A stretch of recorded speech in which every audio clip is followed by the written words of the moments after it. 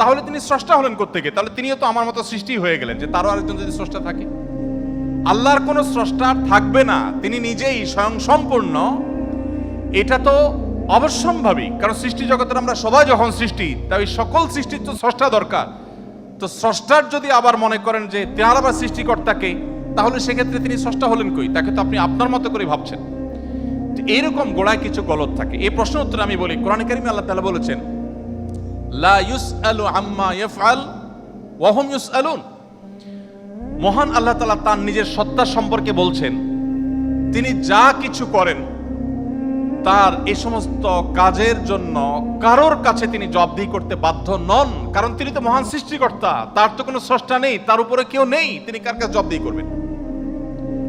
তার কোনো কাজের জন্য তিনি কারোর কাছে জবাবদিহি করেন না, কিন্তু সবাইকে তার কাছে জবাবদিহি করতে হয়।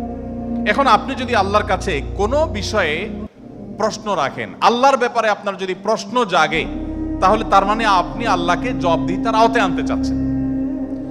মহান সৃষ্টিকর্তা যিনি সকল কিছুর সৃষ্টিকর্তা, তাকেও যদি আপনি জবাবদিহিতার আওতায় আনতে চান, তাহলে তিনি মহান সৃষ্টিকর্তা হলেন কিভাবে সম্ভব?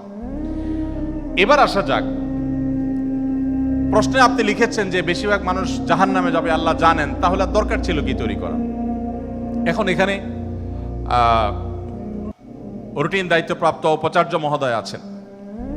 যদি বলা হয় কোন শিক্ষা প্রতিষ্ঠানের প্রধানকে যে স্যার, আপনি জানতেন আমরা বেশিরভাগ ছাত্র পরীক্ষা ভালো করব না, আমরা আন্দোলন সংগ্রাম নিয়ে ব্যস্ত ছিলাম, পরীক্ষাটা ভালো হবে না, আপনি জানতেন স্যার, তারপর আপনি পরীক্ষাটা কেন দিলেন বলেন?